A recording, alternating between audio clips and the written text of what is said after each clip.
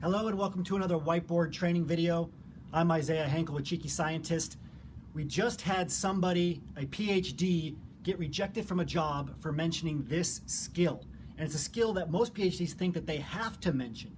It's a skill that most PhDs think that employers are worried that PhDs don't have, but in fact, this skill can prevent you from getting hired. I'm going to tell you what that skill is at the end of the video, so make sure you watch the whole video.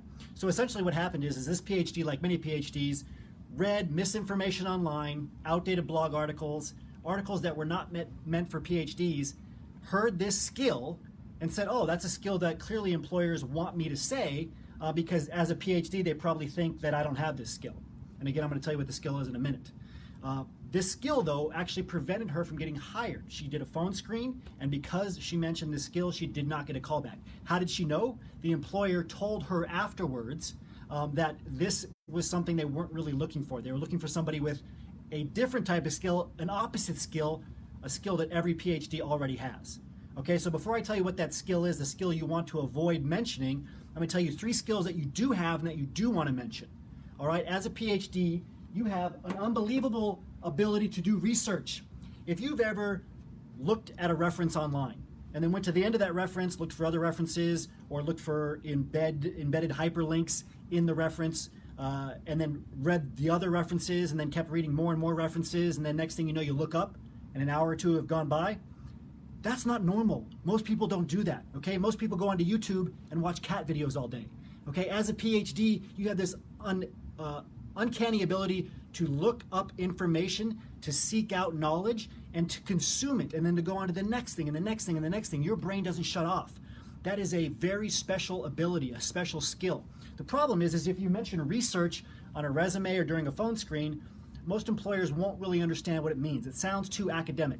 So what you want to say instead is problem solving. This is hard for most PhDs because we're used to using big words to sound impressive, right, in one sense. It's just kind of the nomenclature of being in academia.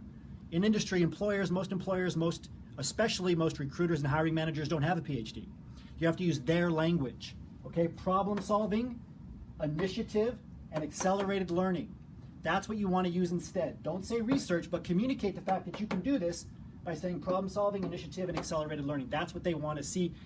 That's very valuable because it means you'll be able to learn on the job very quickly, which is what they want. You'll be able to learn whatever you need to do, the processes, the culture, etc., without them having to hold your hand.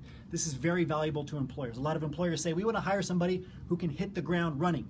What does that mean? They want to hire somebody who can learn on their own, who can do research, who can problem solve on their own. Number 2, methodology, okay? This is a word academics use only. You have an ability to follow a methodology, to create a methodology, follow a protocol, right? If you're a programmer, code, whatever it might be, whatever type of PhD you are, you can follow methodologies. But that word is not going to mean anything to employers. Instead, you want to say planning, maybe even strategic planning, systemization, and SOPs. SOP stands for Standard Operating Procedure, okay? As a PhD, you've gone through a lot of protocols. You've created some protocols, innovated protocols, you've optimized them.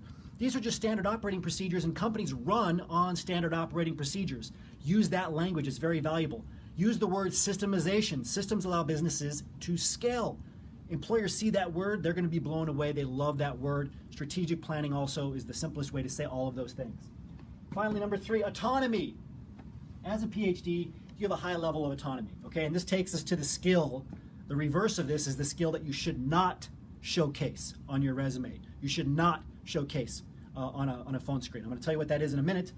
But autonomy, you're used to that word. You're used to maybe you've heard introverted. Your ability to work by yourself, independently.